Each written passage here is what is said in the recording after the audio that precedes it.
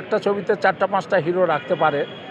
আমরা ওই রকম একটা ছবি আমি কাজ করেছি এইবারে 2023 সালে করেছি।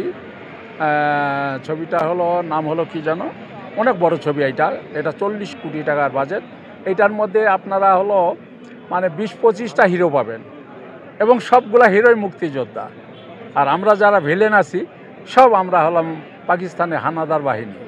আমাদের 72 সালে 71 সালে যে যুদ্ধের যে ঘটনাটা পুরাটা ওই ছবিটাতে এই ঘটনাটা আমরা তুলে ধরছি। পাকিস্তানি যত সৈন্য কমান্ডার আছে এগুলো সব ভিলেন, আর হিরোরা সম্পূর্ণ মুক্তিযোদ্ধা।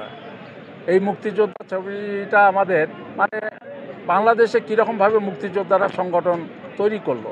ইউনিভার্সিটির ছাত্র একত্র হয়ে তারপরে ওনারা ইন্ডিয়াতে চলে গেছেন, ওখানে ট্রেনিং নিয়েছেন, ওখানে ট্রেনিং নিয়ে ওখান থেকে তারপর মুক্তিবাহিনী হয়, তারপরে আমাদের বাংলাদেশে এসে এইসব সেনাবাহিনীদের সঙ্গে তারপরে যুদ্ধতে নামছেন। তো এইটা পুরো ঘটনাটা ওই ছবিটাতে আছে। না, শাকিব খানের সঙ্গে মানে কথাটা আমি বুঝলাম না যে কী কথাটা বললেন। এটা মনে করেন যে নতুনদের সুযোগ তো দিবে, অবশ্যই দিচ্ছে, কিন্তু কেউই তো মানে উঠে আসতে পারতেছে না। তবে পারবে আস্তে আস্তে দুই একটা এরকমভাবে। আমরাও তো একবারে তো নতুনভাবে তো ভিলেন হয়ে আসিনি। আজকে আমি গাঙ্গুয়া 1000 ছবিতে কাজ করার পরে তারপরে আমি এই জায়গাতে আসছি। এই জায়গাতে আপনারা এখন সবাই আমাকে দেখে চিনতে পারেন।